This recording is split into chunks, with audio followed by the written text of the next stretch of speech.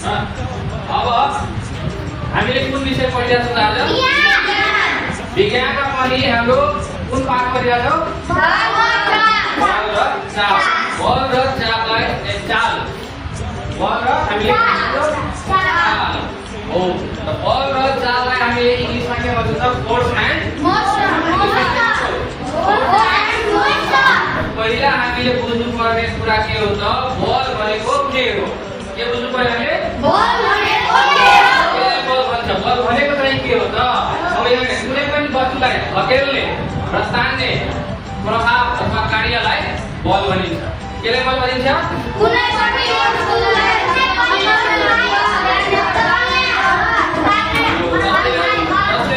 यो एउटा वस्तु हो। जस्तै किताब एउटा के हो? वस्तु हो। यो किताब मैले नट टच गरेछु, यो किताब यहाँबाट हलिन्छ?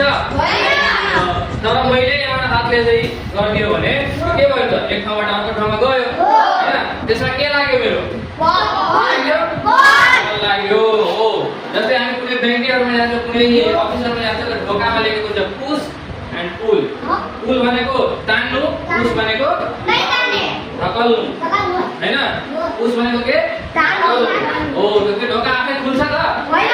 यो ढोका छ, यो ढोका आफै बन्द हुन्छ? होइन। यो ढोकालाई मैले यसरी गर्ने भने यो के हुन्छ? बन्द हुन्छ।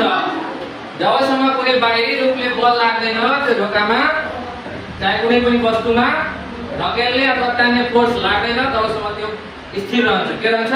स्थिर रहन्छ। आफ्नो ठाउँमा रहिरहन्छ। जस्तै अब बलको प्रभावहरू के हो त?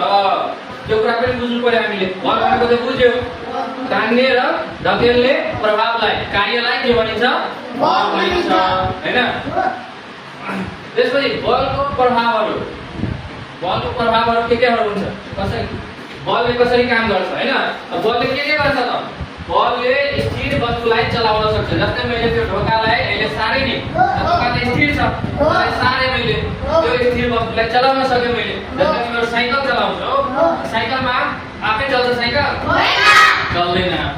के गर्नुपर्छ? साइकल प्याडलमा तिमीले खुट्टाले बल लगायो भने साइकल चल्छ। बिजुली गाडीमा भन्छ तिमीहरू आफै चल्छ? आफै चल्छ? पनि स्टार्ट गर्दाखेरि पनि हाम्रो बल लाग्यो, ओके हैन? एक्सिलेटर घुमाउँदा पनि हाम्रो बल लाग्यो, अनि त्यसपछि मोटरको पनि त्यसमा के लाग्यो? बल लाग्यो, त्यसपछि त्यो चल्यो, ओके हैन? त कुनै पनि स्थिर एक ठाउँमा भएको वस्तुलाई बलले के गर्न सक्छ? चलाउन सक्छ। के गर्न सक्छ? चलाउन सक्छ। अर्को प्रभाव हाम्रो के हो त? यो चलिरहेको वस्तुलाई रोक्न सक्छ।